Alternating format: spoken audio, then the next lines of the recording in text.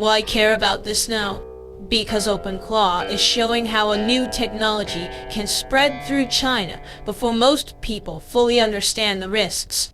In just a few weeks, what started as a niche open-source AI tool for technical users became a wider public craze.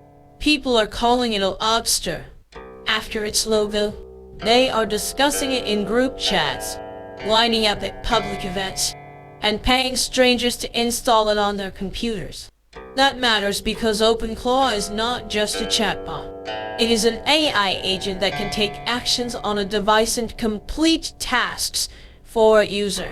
When a tool like that moves quickly from programmers to ordinary users, the important question is no longer only what the technology can do. The question is who controls access to it, who profits from the rush, and who carries the risk when something goes wrong. The article follows one clear example. Feng Yang, a 27-year-old software engineer in Beijing, began experimenting with OpenClaw in January. He quickly noticed that many curious users wanted the tool but did not know how to install it. So he began offering remote setup help on Jianyu, a second-hand shopping platform. His pitch was simple: no coding knowledge needed, remote support, fast delivery.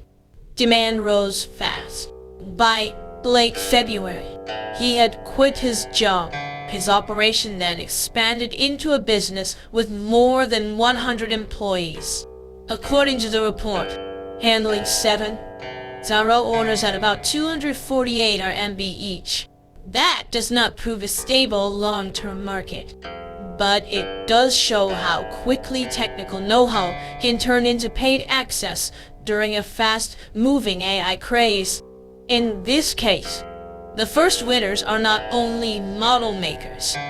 They are service providers who can bridge the gap between curiosity and actual use. The business opportunity exists because OpenClaw still has a high barrier to entry. Users may need to type commands into a terminal, manage developer platforms, and think about hardware limits. Older or cheaper laptops may not run it well. And because the tool can access files and operate continuously in the background, setup choices have real privacy consequences. The report says many users prefer to run it on a separate device, not the computer they use every day, to reduce the damage if something goes wrong. That has helped create a second market for refurbished hardware with OpenClaw pre-installed. Sellers on Taobao and JD now offer installation packages, guides, and in-person support, often priced from 100 to 700 RMB. In other words, OpenClaw is not spreading like a simple app download.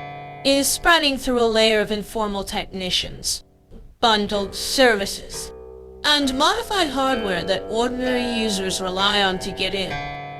This is also a story about how new tools travel through Chinese tech culture. In Shenzhen, developers and enthusiasts have been attending unofficial OpenClaw gatherings with hundreds of people, and one event reportedly drew more than one. Zurich, a 10-cent public event, offered free installation support and attracted long lines, including elderly users and children. Local governments are beginning to support OpenClaw-related ventures with computing credits and cash rewards. That does not mean every user is convinced, but it shows a wider pattern when a technology becomes a social signal, a business opportunity, and a local policy priority at the same time. Adoption can move quickly. The article also notes that paying for one-off IT help is already familiar to many Chinese internet users, whether for software installation or modified devices. So the OpenClaw rush is new in one sense, but it also fits older habits of informal digital services and practical workarounds. The last piece of the story is caution. Some Chinese tech workers quoted in the article argue that OpenClaw is still closer to a proof of concept than a mature consumer product.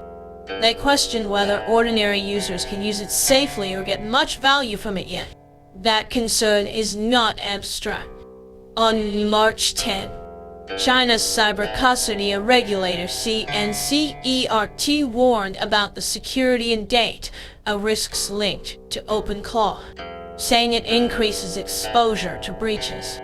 This matters because the same feature that makes AI agents attractive also makes them sensitive deep access to a user's device, files, and routine actions.